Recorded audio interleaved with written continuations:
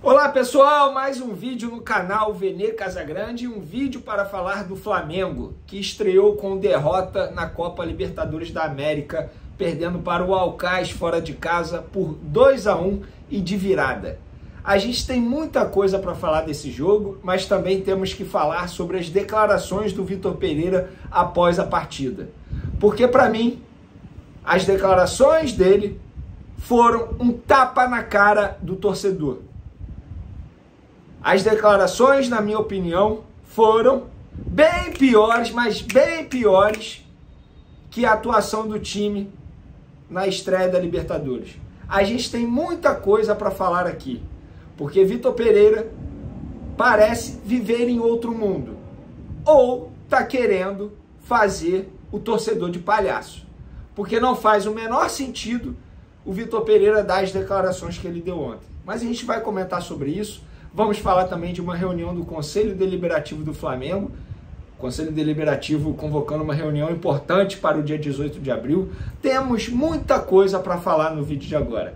Mas antes, quero dar o recado sobre a KTO, a melhor casa de apostas esportivas do Brasil.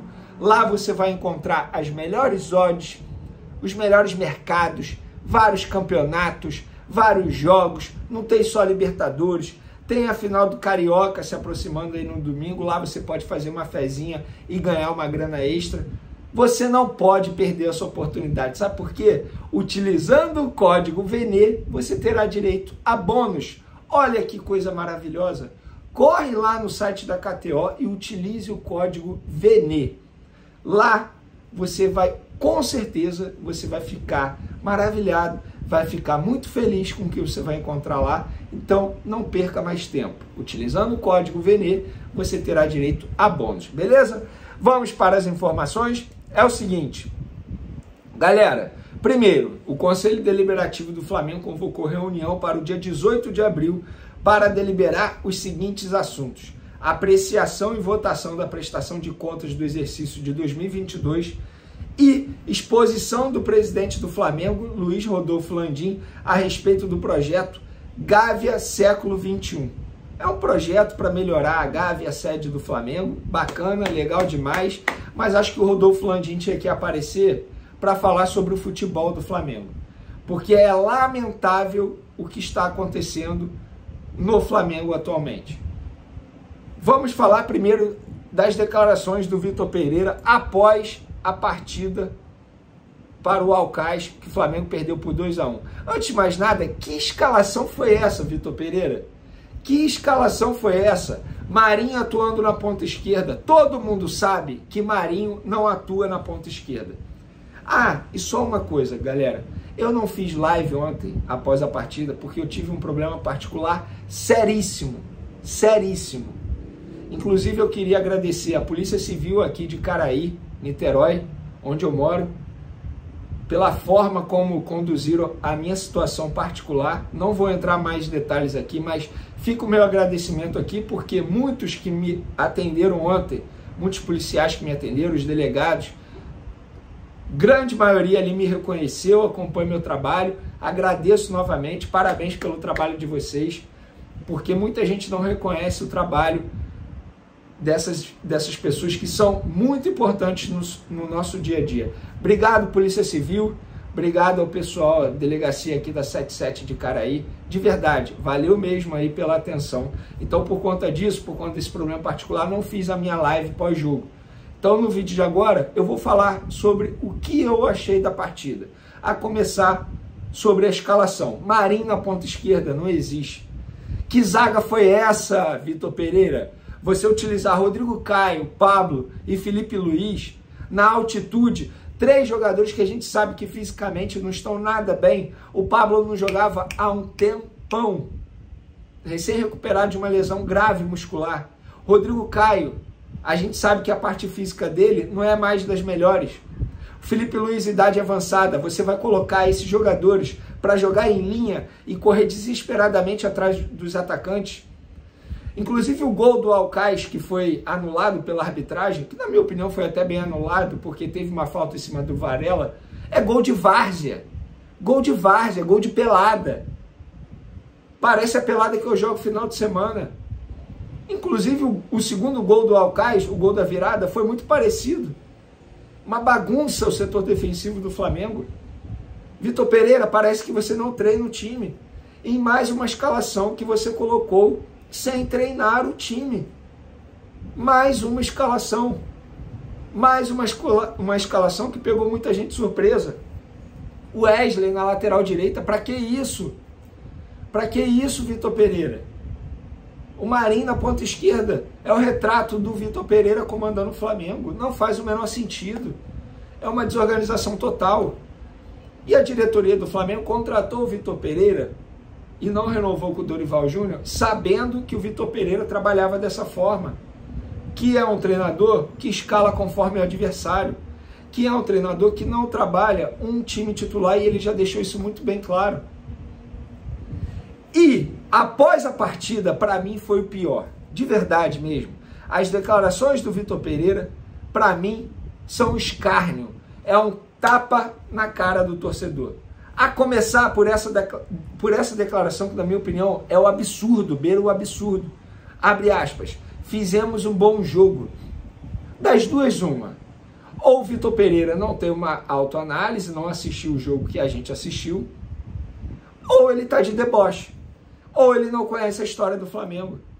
O Alcaís fez a sua estreia em Libertadores. Ninguém conhecia o Alcaís. Ah, mas é altitude. O Flamengo não perdeu por causa da altitude. O Flamengo perdeu por causa da desorganização tática do técnico Vitor Pereira perante o time dele. Tivemos bons momentos no jogo, de controle, de posse, de criar situações de gols. Na segunda parte, o jogo tornou-se mais aberto, menos controlado. Poderia ter dado para nós, como poderia ter dado para eles. E deu para eles. E não poderia ter dado para eles.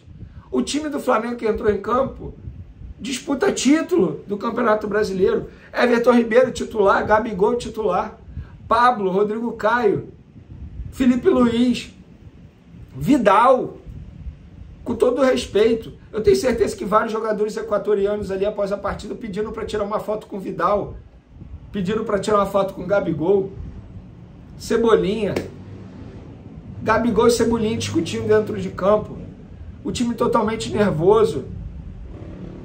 E a diretoria do Flamengo precisa cobrar o Vitor Pereira. Ele diz aqui: somos sempre obrigados a ganhar jogos. Fizemos 7 horas de viagem para cá. Vamos fazer 7 horas de viagem para lá, de retorno. Tivemos um jogo intenso e forte contra o Fluminense. E daí, Vitor Pereira? E daí? Você chegou ao Flamengo sabendo que era dessa maneira. E daí? E sim, tem que ganhar no domingo, sim. Ele disse aqui: não temos muito tempo para pensar no resultado. Temos uma final para decidir no domingo. Vitor Pereira, você vive em que mundo? Em que mundo? Você não pode priorizar o Campeonato Carioca ao invés da Libertadores. Estamos falando de Libertadores. Qualquer vitória na fase de grupos dá $300 mil ao Flamengo, ainda tem a parte financeira. Ao ser questionado sobre o time que entrou em campo, ele meteu aqui: estamos numa fase que temos que jogar com intensidade. Eu não sou um técnico que joga com 11 titulares.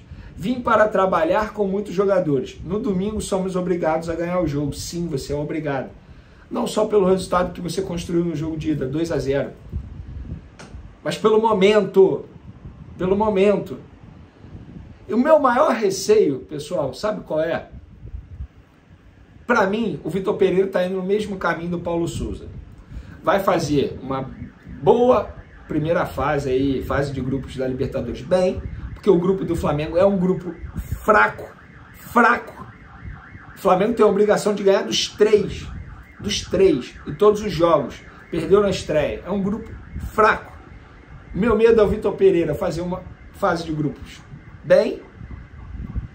E aí, quando a diretoria decidir mudar, já é tarde para tentar correr atrás de um Campeonato Brasileiro como aconteceu no ano passado. Porque com o Paulo Souza aconteceu isso. E na minha opinião, o Vitor Pereira está indo no mesmo caminho do Paulo Souza. Porque, com todo respeito, não dá para a gente dizer aqui que O trabalho do Vitor Pereira dá esperança por dias melhores, porque não dá. O trabalho do Vitor Pereira é um trabalho fraco. A gente está no dia 6 de abril e a gente consegue perceber que o trabalho do Vitor Pereira no Flamengo é um trabalho fraco. Ele pode ser um bom treinador? Pode. Não duvido que ele seja um bom treinador, não. Mas no Flamengo ele faz um trabalho fraco. E ainda demonstra desrespeito com a torcida, desrespeito com a história do Flamengo, desrespeito com o clube que ele está. Parece que ele não conhece a grandeza do Flamengo. Não pode normalizar uma derrota para o Alcás, com todo respeito ao Alcás, mas quem é o Alcás? Quem é o Alcás na história do futebol? O Flamengo estreou fora de casa nas últimas 4 Libertadores e venceu as 4. Em 2023 perdeu. O Vitor Pereira, o início do trabalho do Vitor Pereira é um trabalho pífio no Flamengo, um trabalho fraco. E a diretoria do Flamengo precisa ser cobrada. Porque não foi o Vitor Pereira que bateu a porta do Flamengo pedindo emprego. Não. Foi a diretoria do Flamengo que foi atrás do Vitor Pereira. Foi o Marcos Braz que foi lá no Nordeste, onde o Vitor Pereira passava férias com a família, correr atrás do treinador e oferecer um contrato a ele de 1 ano. Foi a diretoria do Flamengo que decidiu não renovar o contrato do Dorival Júnior, atual campeão da Libertadores e da Copa do Brasil, por entender que ele não conseguia entregar mais. E o Vitor Pereira consegue entregar mais, diretoria do Flamengo? E aí? Vocês vão passar pano para isso tudo? O problema não é o treinador. Porque olha quantos treinadores passaram pelo Flamengo e vários não deram certo. O problema é a diretoria do Flamengo, que não consegue contratar de maneira correta alguém para assumir o comando técnico. O Jorge Jesus foi pura sorte. O Jorge Jesus foi contratado graças ao Paulo Pelaipe, que hoje nem está mais no clube. Porque o Paulo Pelaipe enxergou o Jorge Jesus e indicou o nome para o Marcos Braz. Porque se não fosse essa sorte, nem o Jorge Jesus teria passado aqui. Então, tem muita coisa que precisa ser melhorada no Flamengo e por isso que eu digo para vocês, vocês que estão preocupados com o X9 do Flamengo e estão preocupados porque tem muita gente que trabalha na mídia e vira o alvo para o X9 como cortina de fumaça, porque o problema vai além do X9. X9, esse X9, a fonte sempre teve no Flamengo e sempre vai ter em qualquer clube. Ontem, por exemplo, eu vazei a escalação no Palmeiras. E aí? Vocês acham que isso mudou o Palmeiras? A escalação do Fluminense foi vazada, o Fluminense ganhou. E ganhou muito bem do Sport Cristal. Então, essa cortina de fumaça do X9, da fonte, do vazamento, tem que acabar. O problema do Flamengo vai além disso. Então, você, torcedor, se você não acordar e cobrar de maneira correta, pode ser tarde. Beleza, galera? Depois desse desabafo, um beijo, um forte abraço, tamo junto e fui!